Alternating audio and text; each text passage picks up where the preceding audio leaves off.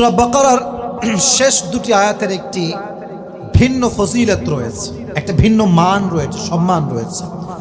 আল্লাহর হাবিব সাল্লাল্লাহু আলাইহি ওয়াসাল্লামকে একজন সাহাবী বলল, ইয়া রাসূলুল্লাহ, পুরো কোরআনের ভিতরে সবচাইতে মর্যাদাপূর্ণ সূরার নামটা কি?